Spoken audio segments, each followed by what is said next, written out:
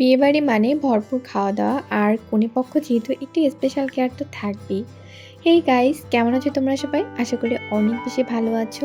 তো আজকে বিয়ের শেষ ভিডিও ছিল। এটা একটা রিসেপশনের ভিডিও ছিল বিয়ের পরের দিন।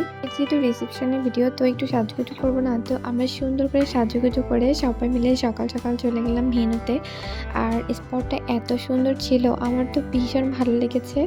তো এখানে আমি একটা ভিডিও ক্লিপ নিয়ে নিচ্ছিলাম। আর এখানে আমরা সবাই ভিতরে চলে আসলাম। আর এসে দেখি যে এখানে বর সবাইকে আপ্যায়ন করতেছিল আর কি, সবার সাথে কথা বলতেছিল। তো দেন আমরা একটা সিটে বসে গেলাম। এখানে বসে আর আমি কি করি, আমার বোর লাগতেছিল। তো এই জন্য আমি সবার একটা ভিডিও ক্লিপ নিচ্ছিলাম আর আমি আমারও একটা ভিডিও ক্লিপ নিয়ে নিলাম। আমরা চলে আসি খাবার খেতে।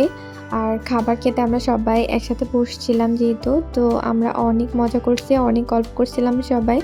আর খাবার শেষে দইটা আমার ভীষণ ভালো লাগে। আমি যদিও দই অত পছন্দ করি না, বাট এখানকার দইটা আমার ভালো লাগছিল।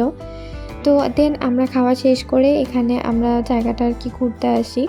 স্পটটা অনেক সুন্দর ছিল। আসলে রংপুরে মেবি যারা আছো তারা চিনে থাকবা। আর এখানে আমার ছোট 2 বোন ছিল, তো ওদেরকে আমি আমার ভিডিওতে হাই দিতে বলি। এখানে একটা অনেক সুন্দর দোলনা ছিল, তো দেখে আমি উঠে পড়ি আর এখানে আমি দোল খাইতে থাকি। আমার তো ভীষণ ভালো লাগে দোলনায় উঠতে।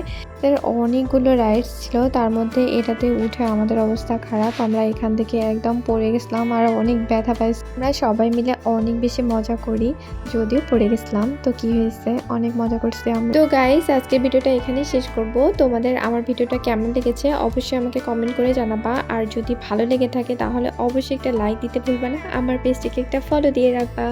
আল্লাহ হাফিজ সবাইকে, টাটা বাই।